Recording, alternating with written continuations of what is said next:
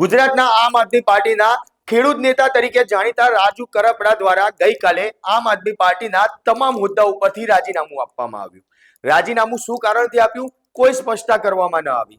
ત્યારે બાદ અચાનક જ આજે સવારે રાજુ કરપડા દ્વારા એક પ્રેસ કોન્ફરન્સ કરવામાં આવી. નામ લીધા વગર રાજુ કરપડાએ ગોપાલ ઇટાલિયા ઉપર સીધા આક્ષેપ છે તે કર્યા છે કે ગોપાલ ઇટાલિયાના ત્રાસના કારણે રાજુ કરપડાએ રાજીનામું આપ્યું હોય તેવું એક અંદાજ છે તે અંદાજ મૂકવામાં આવી રહ્યો છે. મહત્વની વાત હતી કે રાજુ કરપડા દ્વારા એવું કહેવામાં આવ્યું કે જ્યારે તે જેલમાં હતા ત્યારે પાર્ટી તરફથી તેમને છોડાવવા માટેની કોઈ તસ્દી લેવામાં ના આવી અને આ જ બાબત લલકાર ન્યૂઝ દ્વારા જ્યારે 1 ફેબ્રુઆરીએ આ તમામ નેતાઓને જ્યારે જામીન મળ્યા ત્યારે ગોપાલ ઇટાલિયાને ટેલિફોનિક વાત કરીને આ સવાલો કરવામાં આવ્યા હતા. ત્યારે ગોપાલ ઇટાલિયા દ્વારા જે જવાબો આપવામાં આવ્યા અને આજે રાજુ કરપડા દ્વારા જે આક્ષેપો કરવામાં આવ્યા છે તે બાબતે વિગતવાર ચર્ચા કરીએ. નમસ્કાર, લલકાર ન્યૂઝ સાથે હું મયુર મેવાડા.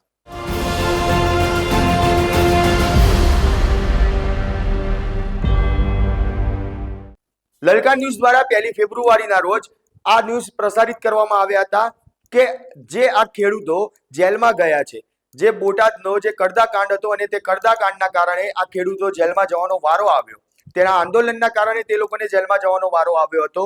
ત્યારે આ જેલમાં જે હવે કોર્ટનો ખર્ચ છે, વકીલનો ખર્ચ છે, તે ખર્ચ કોણ ઉપાડશે? ગોપાલ ઇટાલિયાને આ જ બાબતે ફોન કરવામાં આવ્યો હતો અને તેમનો એક ફોનો છે તે રેકોર્ડ કરવામાં આવ્યો, જેની અંદર ગોપાલ ઇટાલિયાને સીધો સવાલ કરવામાં આવ્યો હતો કે આ જે આખો ખર્ચ છે, જામીન મળી ગયા, હવે કેસ છે તે કોર્ટમાં લાંબો ચાલશે, ત્યારે જે વકીલનો ખર્ચ છે તે આ ખેડૂતો માટે કોણ ભોગવશે? સાથે તેવો પણ સવાલ કરવામાં આવ્યો કે ગોપાલ ઇટાલિયા પોતે એક વકીલ છે, તો આ કેસની અંદર તે પોતે કેમ લડવા ના ઉભા રહ્યા? ત્યારે ગોપાલ ઇટાલિયા દ્વારા જે જવાબો આપવામાં આવ્યા તે અહીંયા પહેલા સાંભળીએ. અચ્છા, હવે જે કેસ ચાલશે, કારણ કે જેલમાંથી જામીન તો મળી ગયા તમામ લોકોને, પણ કોર્ટની અંદર કેસ તો આ ચાલવાનો જ છે. હવે તો આ લોકોને કેસ જે લડવાનો આવશે તે વકીલનો ખર્ચને હવે પાર્ટી તરફથી આપવામાં આવશે, કારણ કે જે આંદોલન થયું હતું આમ આદમી પાર્ટીના નેજા હેઠળ થયેલું હતું. તો હવે આ ખેડૂતોને જે ખર્ચ કેસ લડવા માટેનો થશે તે વકીલ ખેડૂતોએ કોઈ ચિંતા કરવાની નથી. અમે બધા છીએ અને જ્યારે પણ કોર્ટમાં જે કઈ જરૂર પડશે એમાં 100% સહયોગ આપવામાં આવશે. અચ્છા ગોપાલભાઈ, એક સવાલ તમારા માટે ખાસ છે કે આપ પોતે એડવોકેટ છો, તો પ્રવીણ રામ, રાજુભાઈ કપરાડા, કા 71 લોકો જે હતા તમામ લોકો તરફથી વકીલ તરીકે તમે કેમ ના લડ્યા? એટલે હું તો હોવ જ છું ને, હું જ હોય બધી જગ્યાએ, માર્ગદર્શન હોય, ક્યાંક હું પોતે હોઉં, ક્યાંક મારું માર્ગદર્શન હોય, વગેરે વગેરે. અને એમાં આ વખતે જયારે ઘટના બની ત્યારે મારી યુનિવર્સિટીની પરીક્ષાઓ ચાલુ હતી એટલે હું હાજર નહોતો. બાકી તો હોય જ ને. હવે આગામી કાર્યક્રમો ખેડૂતો માટે કેવા પ્રકારના? આગામી જે પાછળ ચાલતું તે રીતે જ્યાં જ્યાં અન્યાય અત્યાચાર થશે ખેડૂતો પર, ત્યાં આમ આદમી પાર્ટી ખેડૂતોને સહયોગ આપશે. ત્યારે આજે રાજુ કરપડા દ્વારા એક પ્રેસ કોન્ફરન્સ કરવામાં આવી અને આ પ્રેસ કોન્ફરન્સની અંદર સીધા આક્ષેપ આમ આદમી પાર્ટી વિસાવદરના ધારાસભ્ય ગોપાલ ઇટાલિયા ઉપર નામ લીધા વગર કરવામાં આવ્યા. રાજુ કરપડા દ્વારા એવું સીધું કહેવામાં આવ્યું છે કે જ્યારે તે જેલમાં હતા, પ્રવીણ રામ, રાજુ કરપડા અને જે તમામ ખેડૂતો છે, આ તમામ લોકો જ્યારે જેલમાં હતા ત્યારે તેમને છોડાવવા માટે પાર્ટી તરફથી કે ગોપાલ ઇટાલિયા પોતે એડવોકેટ છે તો તેમના તરફથી કોઈ જ એવી વાત છે, કોઈ એવી પ્રયત્ન છે તે કરવામાં નથી આવ્યા. 108 દિવસ બાદ તે લોકો જેલમાંથી બહાર આવ્યા છે અને ત્યારે આ રાજુ કરપડા દ્વારા જેલની અંદર જ આ નિર્ણય લઈ લેવામાં આવ્યો હોય તેવું પણ કહેવામાં આવી રહ્યું છે. ત્યારે રાજુ કરપડા આ બાબતને લઈને વધુમાં શું કહી રહ્યા છે, ગોપાલ ઇટાલિયા ઉપર નામ લીધા વગર કેવા આક્ષેપ કરવામાં આવી રહ્યા છે તે સાંભળીએ. કે હું જ્યારે કોઈ પોલિટિકલ પાર્ટી સાથે નહોતો જોડાયેલો ત્યારે પણ ખેડૂતો માટે અવાજ ઉઠાવતો, ત્યારે પણ ખેડૂતો મારી સાથે જોડાયેલા હતા.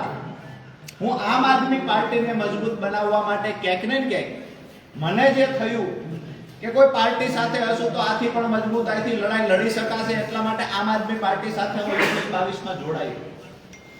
પરંતુ 5 વર્ષના સંઘર્ષ પછી છેલ્લે જ્યારે હળદરની ઘટના ઘટી તો મને થયું કે ખરેખર દિવાળીએ ખેડૂતો, નવા વર્ષમાં જે ખેડૂતો જેલમાં હતા, ખેડૂતોની સાથે હું પણ જેલમાં હતો, કડદા પ્રથા નાબૂદ કરાવવાની લડાઈ, ક્યાંક ને ક્યાંક લડાઈમાં સફળતા મળી, પણ દુઃખ એ વાતનું થયું કે જો રાજુ કરપડા કોઈ પાર્ટી સાથે જોડાયેલો ન હોત, જો રાજુ કરપડા બિન રાજકીય રીતે આ લડાઈ લડ્યો હોત તો કદાચ 307 જેવી કલમ અંતર્ગત ગુનો દાખલ ન થયો હોય.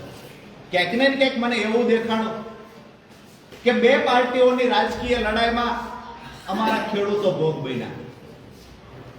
દુઃખ ત્યારે થયું કે જ્યારે ખેડૂતો અંદર હતા, 68 ખેડૂતો જેલમાં હતા, એનો પરિવાર ખેડૂતોની રાહ જોતો. મને ખેડૂતો જ્યારે પૂછે કે રાજુભાઈ જામીન ક્યારે મળશે, ક્યારે અહીંથી છૂટશું, જ્યારે ખેડૂત પૂછતા ત્યારે આંખમાંથી આંસુ આવી જતા.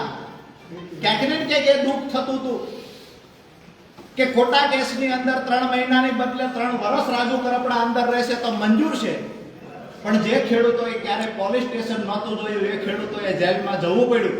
અને એ ખેડૂતોની પાછળ જે મહેનત કરવાની વાત હતી, એ ખેડૂતોને છોડાવવાની વાત હતી. તો જ્યારે આજે ઘણી બધી ગઈકાલથી હું જોઉં છું મીડિયા સામે આવીને સાફ સફાઈની વાતો આમ આદમી પાર્ટી દ્વારા પણ થઈ રહી છે. મારું સ્પષ્ટ રાજીનામું આપતી વખતે એક વાત હતી કે જે મોઢેથી પાંદ ચાવ્યા છે એ મોઢે કોલસો નથી ચાવવો. જે પાર્ટીને મજબૂત બનાવવા માટે થઈ અને ક્યાંક ને ક્યાંક મેં મારા પરિવાર કરતા, બાળકો કરતા વધારે સમય આપ્યો છે પાર્ટીમાં કે આમ આદમી પાર્ટીને મજબૂત બનાવી શકાય. આપ સૌએ અને ગુજરાતની જનતાએ જોયું છે કે વિસાવદરની ચૂંટણીમાં ગોપાલભાઈને જીતાડવા માટે હું પોતે ઉમેદવાર હોય એવી રીતે રાત દિવસ મહેનત કરી અને જીતાડવાના પ્રયત્ન કર્યા. જ્યાં સુધી પાર્ટી સાથે રહ્યો ત્યાં સુધી વફાદારીથી રહી અને પરિવાર કરતા વિશેષ મહત્વ આપીને પાર્ટીને મોટી બનાવવાના પ્રયત્ન થયા.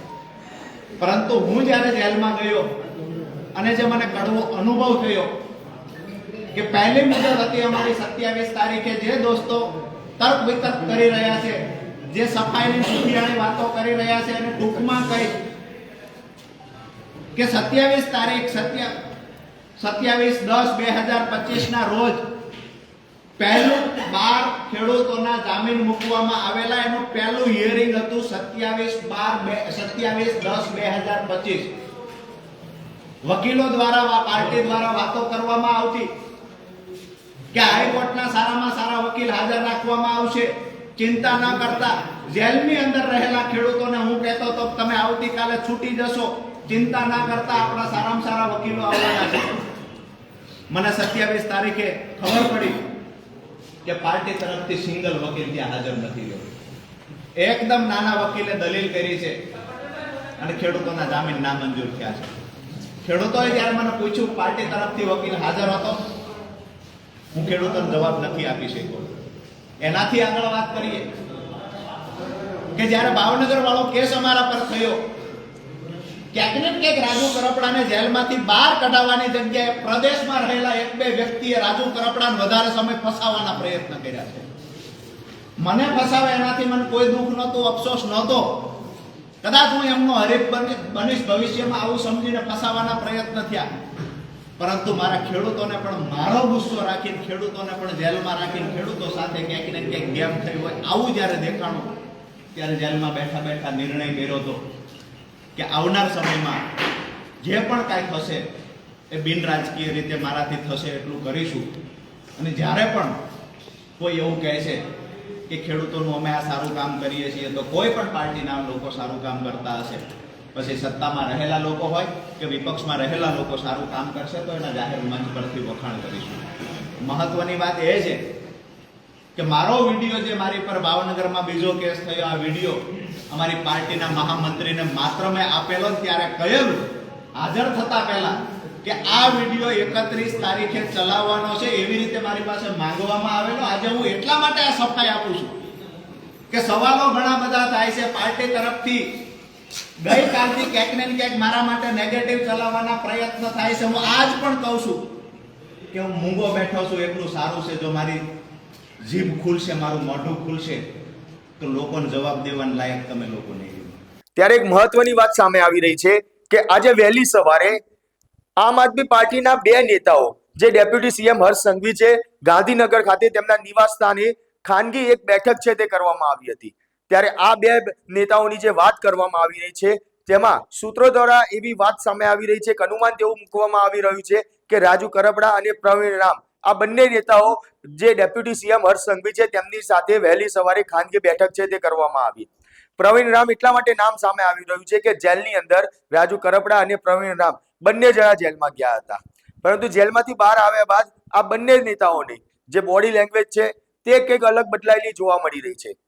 ગઈકાલે જે પ્રમાણે આમ આદમી પાર્ટીના તમામ નેતાઓ સાથે વાતચીત થઈ હતી, પ્રવીણ રામ સાથે પણ વાતચીત થઈ હતી, જેની અંદર તેમનું કહેવું હતું કે જ્યારે જેલમાં હતા કે જેલમાંથી છૂટ્યા ત્યાં સુધી રાજુ કરપડા આમ આદમી પાર્ટી છોડશે તેવો કોઈ અંદાજ નતો જોવા મળ્યો, પરંતુ ક્યાંક તેમના જે વર્તન છે તે વર્તનની અંદર ફેરફાર થયો હોય તેવું પ્રવીણ રામને લાગી રહ્યું હતું. પરંતુ આ જ વર્તન જે ફેરફારવાળી વાત છે તે પ્રવીણ રામની પણ જોવા મળી રહી છે. આજની પ્રેસ કોન્ફરન્સમાં જે ગોપાલ ઇટાલિયા દ્વારા કરવામાં આવ્યું અને તેમાં પ્રવીણ રામ બી બેઠેલા જોવા મળી રહ્યા છે. ત્યાં તેમનો જે બોડી લેંગ્વેજ છે તે પણ જોઈ શકાય છે કે જેની અંદર પ્રવીણ રામ કે જે કંઈ બોલવા માટે તૈયાર ના હોય, એક નીરસ થઈને બેઠા હોય, પરંતુ તે પોતે પણ કદાચ ભાજપમાં જોડાય તેવી શક્યતાઓ દેખાઈ રહેલી છે. અને તે પણ આજે સવારે વહેલી સવારે આ બંને નેતાઓ જે ડેપ્યુટી સીએમ જે હર્ષ સંઘવી છે તેમને મળવા માટે પહોંચ્યા હતા તેવું સૂત્રો દ્વારા જાણવા મળી રહ્યું છે. આ અનુમાન છે તે લગાવવામાં આવી રહ્યું છે. લોકમુખે જે આ વાત છે તે સાંભળવા મળી રહી છે કે આ બંને નેતાઓ દ્વારા મુલાકાત કરવામાં આવી. ગઈકાલે જ્યારે રાજુ કરપડાનું રાજીનામું પડ્યું અને ત્યારબાદ આના પહેલા જે આમ આદમી પાર્ટી સાથેના જે છેડા છે તે ફાડ્યા હતા કરશનદાસ ભાદરકા, તેમની સાથે વાતચીત કરવામાં આવી, જેમને મોટો ધડાકો છે તે કર્યો હતો. તેમનું કહેવું હતું કે હજી તો આ ટ્રેલર છે, આગામી સમયમાં પણ હજી જે ગુજરાતના અધ્યક્ષ ઈસુદાન ગઢવી છે, ડેડિયાપાડાના ધારાસભ્ય ચૈતર વસાવા છે, તે લોકો પણ આમ આદમી પાર્ટી સાથેના છેડા છે તે ફાડી નાખશે. ત્યારે આવા અનેક આક્ષેપો છે તે કરવામાં આવી રહ્યા છે. પરંતુ કરશનદાસ ભાદરકા દ્વારા તો એવું કહેવામાં આવ્યું કે હું છાતી ઠોકીને કહું છું કે આગામી સમયમાં આમ આદમી પાર્ટીના આ બંને દિગ્ગજ નેતાઓ આમ આદમી પાર્ટી સાથે છેડા ફાડી નાખશે. ત્યારે હવે આગામી સમય જ બતાવશે કે ખરેખર ઈસુદાન ગઢવી અને ચૈતર વસાવા આમ આદમી પાર્ટી છોડે છે કે પછી તેમાં રહીને જ હજી આગળ વધે છે. પરંતુ એવી જે અત્યારે જે પ્રમાણે શક્યતાઓ દેખાઈ રહેલી છે કે રાજુ કરપડા આગામી સમયમાં ભાજપમાં જોડાય તેવું સૂત્રો દ્વારા જાણવા મળી રહ્યું છે. ત્યારે તમારું શું માનવું છે કે રાજુ કરપડા ભાજપમાં જોડાશે અને ખરેખર આગામી સમયમાં ઈસુદાન ગઢવી અને ચૈતર વસાવા પણ આમ આદમી પાર્ટીના છેડો ફાડશે? અને સાથે જ જે પ્રમાણે ગોપાલ ઇટાલિયા ઉપર જે આક્ષેપો કરવામાં આવી રહ્યા છે કે ગોપાલ ઇટાલિયા જે ભાજપના એજન્ટ બનીને આમ આદમી પાર્ટી તોડવાનું કામ કરી રહ્યા છે, આ તમામ બાબતને લઈને તમારું શું માનવું છે તે કોમેન્ટ બોક્સમાં જરૂરથી જણાવો. સાથે જ અમારા આ વિડીયોને લાઇક, શેર અને ચેનલને સબસ્ક્રાઇબ કરવાનું ભૂલશો નહીં. આભાર.